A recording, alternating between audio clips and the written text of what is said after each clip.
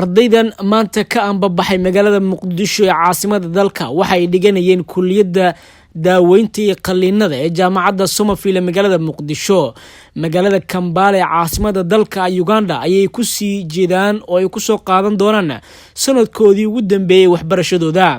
isbitaalada ku yaala magaalada Kampala ee caasimada dalka Uganda ayay ku soo qaadan doonaan casharadooda jaamacadda sanadkii ugu dambeeyay kuwaas oo u badnaan doona tababarro la xiriira waxyaabihii la baray. maamulka jaamacadda Somafile ayaana ka sogootiyay garoonka diyaaradaha ee magaalada Muqdisho. qaar ka mid ah ardayda oo la hadlay warbaahinta ayaa sheegay in ay aad ugu faraxsan yihiin safarkan waxbarasho ayagoo u mahadceliyay maamulka jaamacadda Somafile. kamid ah ardayda MC18 jaamacadda Somafile waxaan fursad qaali u helnay inaan ka qayb galno internship hal sano Uganda waxaa la kabarina inuu alla noo soo fududeeyo waxaan maanta iska Allah subhanahu wa ta'ala iska maamulka jaamacadda Somafile oo uu waray Dr. Abdi Asamad Dr. Abdi Nuur Dr. Yusuf waxaan leenahay jazakallah abaalkii waxa gudna ma naqaano. waxaan ka mid ahay ardayda medicine ka baratay jaamacadda Somafile batch 4 gaar ahaan qaybta u baxaysa dalka dibadiisa u aadaysa internshipka ayaan ka mid ahay. waan ku faraxsanahay inaan heerkan soo gaarno maanta waxaan aadaynaa dalka Uganda oo aan rabno isbitaalada ku yaala wadankaasi insha Allah inaan aqoon kororsi u joogno oo practice iyo experience intaba ka soo korsanayo aqoon.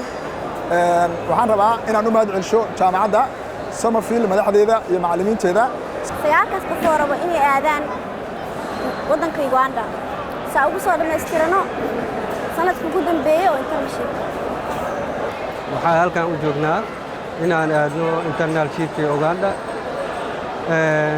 waxaan bartaa General Medicine Surgery kulliyadda daaweynta iyo qaliinka jaamacadda Somafile University. waxaan ahay batch 4 إن شاء الله waxaan rajaynaa in aniga asxaabteeda aan soo faa'iideysano wadanka Uganda dadkeena iyo dalkeena inaan wax u qabanaan rajaynaa إن شاء الله.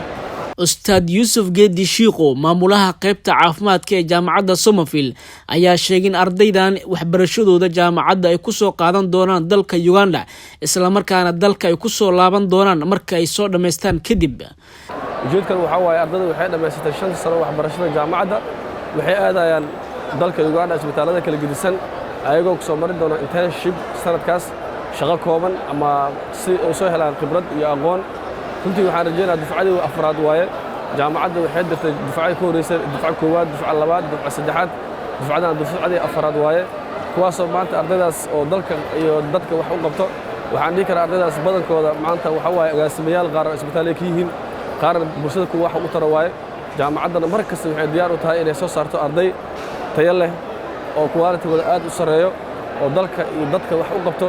jaamacadda Somafile sidaa ognahay ardayda mar sanad walba waxay siisaa deeq waxbarasho.